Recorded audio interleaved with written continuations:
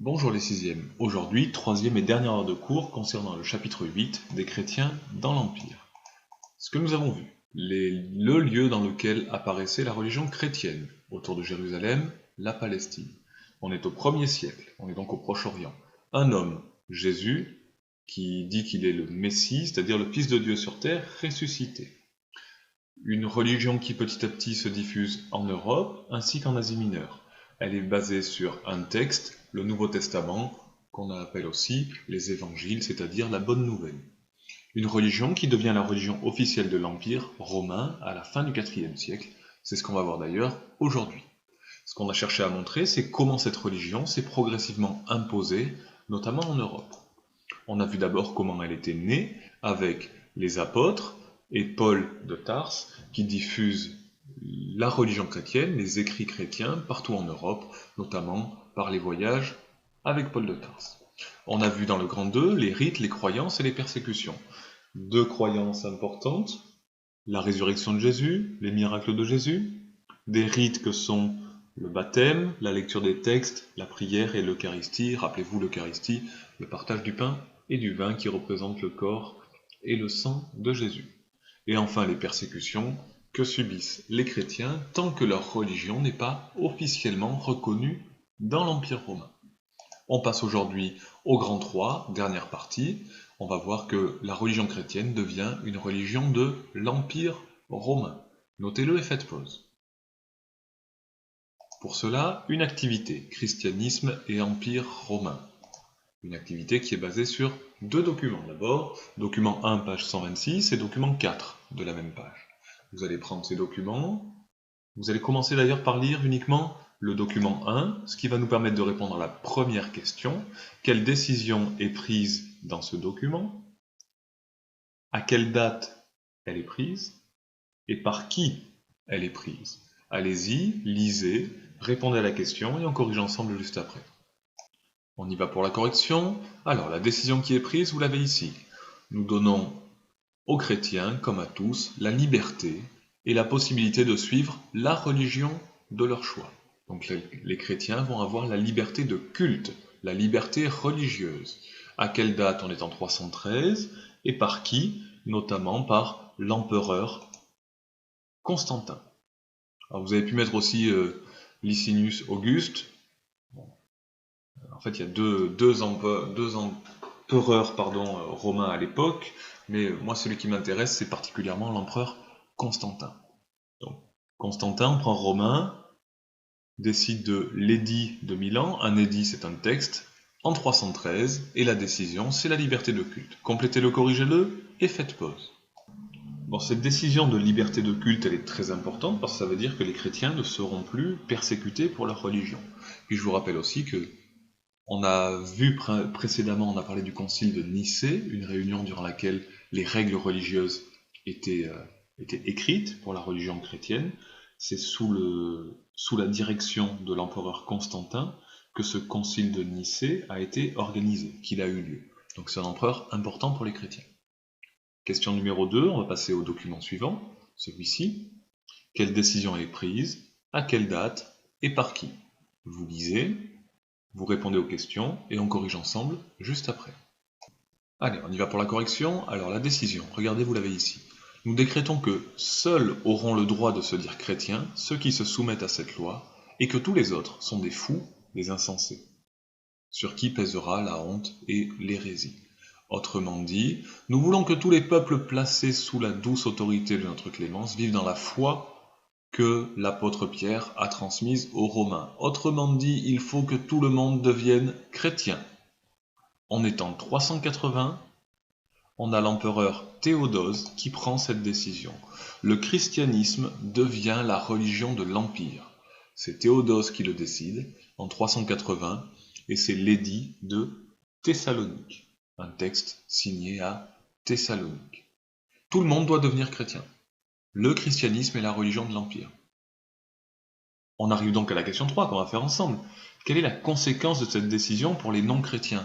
Eh bien, toute personne qui n'est pas chrétienne est considérée comme un fou, comme un insensé. Autrement dit, à partir de 380, ceux qui ne veulent pas être chrétiens dans l'Empire romain deviennent rejetés et condamnés.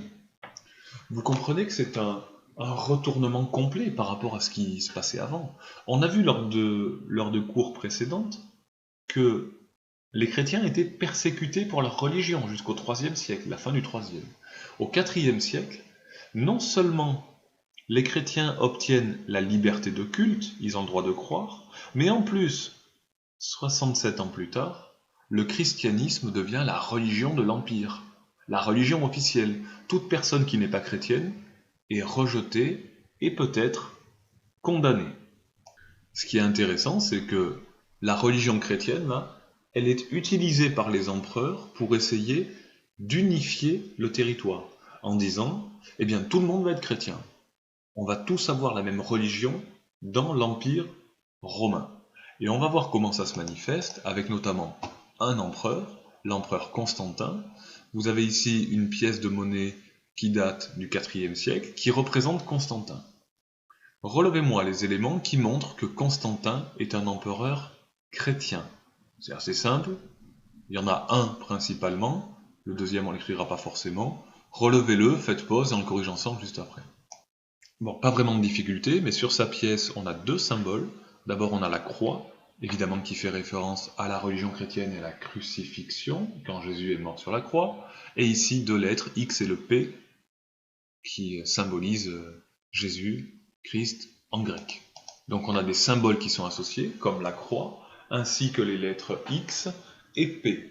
Constantin est un empereur chrétien. Il se définit lui-même comme étant un chrétien. Ça fait partie intégrante de sa personne. Notez-le et faites pause. Et dernier élément que je veux qu'on voit sur Constantin, c'est un empereur qui a fait fonder une nouvelle ville, Constantinople. Constantinople aujourd'hui ne s'appelle plus ainsi, mais Constantinople c'est Istanbul. D'accord? La ville d'Istanbul, en Turquie, qui est construite par Constantinople. Vous voyez qu'il fait construire un mur d'enceinte en 330 après Jésus-Christ. Il développe sa ville près du détroit du Bosphore, je vais vous le montrer sur une carte. Constantinople, c'est ici, on est à la frontière entre l'Europe à l'ouest et l'Asie à l'est. Si je zoome, et si mon réseau internet veut bien fonctionner, aujourd'hui c'est la ville d'Istanbul, et Constantinople, c'était cette petite pointe-là d'Istanbul, aujourd'hui. Voilà, ce territoire, qui tour à tour a été la ville de Byzance, qui ensuite a été Constantinople, et qui aujourd'hui s'appelle Istanbul. D'accord ? Eh bien, Constantinople, est fondée par l'empereur Constantin. Vous comprenez bien qu'il lui a donné son nom. Je veux qu'on relève quelques exemples de bâtiments de sa nouvelle capitale. Vous en relevez 2 ou 3. Vous savez lire une légende maintenant. Et vous regardez sur la carte. Relevez-moi 3 ou 4 noms de bâtiments. Allez-y, faites pause. J'en ai repris quelques-uns, mais vous mettez ce que vous souhaitez. Simplement, il faut que vous mettiez au moins les églises, pour bien montrer que Constantinople est un empereur chrétien. Donc les églises, les remparts, le théâtre, les thermes, un palais, vous mettez ce que vous souhaitez, ça n'a pas trop d'importance en quelque sorte, mais mettez bien le terme église pour bien comprendre que Constantinople est un empereur chrétien. Bien, on va pouvoir terminer notre cours en ajoutant quelques éléments dans la trace écrite. On va mettre que Constantin favorise le christianisme, il autorise cette religion, mettez bien l'édit de Milan, le texte dont on a parlé tout à l'heure, et vous ajoutez que Constantinople est sa nouvelle capitale chrétienne. Notez-le et faites pause. Dernière étape pour la religion chrétienne, c'est l'empereur Théodose Ier, puisqu'avec lui, le christianisme devient religion officielle et unique de l'Empire. Alors, je ne reviens pas sur l'Empire d'Orient, c'est une notion un peu compliquée. Tout cela a lieu en 380 avec l'édit de Thessalonique qui fait que la religion chrétienne est la religion officielle. Notez-le, faites pause. Et dernière chose, grâce à ces réformes, grâce à ces changements, le nombre de chrétiens progresse en Europe et en Asie mineure. Vous le notez et vous faites pause. Bien, on a maintenant terminé le chapitre, on peut passer à la conclusion. qu'on écrit en rouge. Un petit bilan donc sur la religion chrétienne dans l'Empire romain. Nous avons vu trois choses principales, trois choses fondamentales. Cette religion chrétienne, elle est née par un homme, Jésus, qui est à l'origine de croyances et de rites. Vous pouvez l'écrire. Elle se diffuse par les apôtres et par les textes religieux. On a parlé aussi de Paul de Tarse, notamment. Et enfin, dernier point important, elle a trouvé sa place dans l'Empire. Elle est passée d'une religion qui était persécutée à une religion qui est officielle. Donc une évolution très importante dans l'Empire romain. Notez tous ces éléments, faites pause. Ce chapitre est maintenant terminé, mais nous allons quand même faire deux tout petits exercices, de brefs exercices, parce qu'il nous reste 4 minutes et qu'on ne va pas laisser de vidéo inutilisée. Cet exercice, notamment exercice 1, page 130 du manuel. Allez, à mon avis, on peut le faire à l'oral. C'est la dernière heure de cours réel avec un chapitre à traiter, donc on va faire tout ça à l'oral. Quelle est la religion représentée en orangé sur la carte? Ici, vous y réfléchissez, vous trouvez la réponse. Pourquoi est-ce une région importante pour les chrétiens? Là non plus, pas vraiment de difficulté. Et enfin, troisième et dernière question, sur cette carte, nommez les villes désignées par A et B, donnez leur nom, allez-y, vous y réfléchissez, et on le met en commun juste après, faites pause. Bon alors, la région qui est représentée en orangé sur la carte, vous avez peut-être mis que c'était la Palestine, bah c'est bon, en fait, c'est la Palestine, c'est le Proche-Orient, alors le Proche-Orient c'est plus large, là il vaudrait mieux mettre Palestine, c'est bon. Pourquoi est-ce que c'est une région importante pour les chrétiens? C'est la religion de naissance du christianisme, c'est là où le christianisme est apparu et où il s'est développé au départ. Les villes désignées par A et B, ici la ville en A, c'est la capitale italienne d'aujourd'hui, c'est la capitale de l'Empire romain à l'époque antique, c'est Rome, évidemment. Et ici, alors la ville, petit b, j'imagine qu'on a voulu nous montrer Jérusalem, ville 3 fois sainte, dont nous avons déjà parlé précédemment. Dernier petit exercice, un exercice plutôt de français en fait, mais ça nous permet de revoir du vocabulaire. Alors ça par contre, il faut que vous le fassiez à l'écrit, notamment pour la première question en fait. En vous aidant d'un dictionnaire, retrouvez les verbes qui correspondent aux noms suivants. Quel est le verbe qui correspond à conversion, baptême, résurrection, crucifixion et christianisme? Ouvrez un dictionnaire, ça vous fera pas de mal. Ouvrez un dictionnaire pour une fois et cherchez le mot conversion et regardez quel verbe à proximité peut correspondre au mot conversion. Idem pour baptême, résurrection, crucifixion et christianisme. On le met en commun juste après. Ce que je vous conseille, vous mettez conversion, 2 points, et vous écrivez le verbe. Baptême, 2 points, et vous écrivez le verbe, etc., etc. On se retrouve tout de suite après pour la correction. Alors, correction. Le verbe qui correspond au mot conversion. C'est le verbe convertir. Convertir quelqu'un, c'est le faire changer de religion. Se convertir, c'est changer de religion. Le verbe qui correspond à baptême. Entrer dans le baptême, c'est se baptiser. Baptiser quelqu'un. Résurrection. Jésus est revenu à la vie 3 jours après avoir été crucifié. Il a ressuscité. Revenir à la vie, ressuscité. Attention à l'orthographe, SC ici.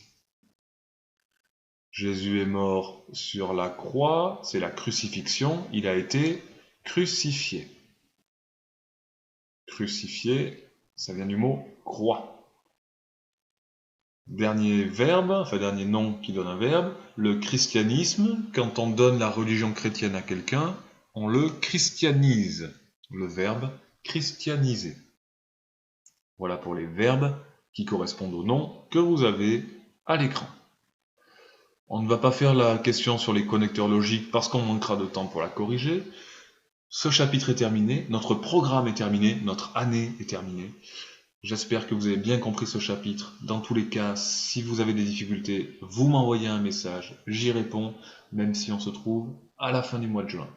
Je vous souhaite de passer à tous une bonne fin de journée. Si je ne vous recroise pas, je vous souhaite aussi de passer de bonnes vacances et je vous dis à très bientôt.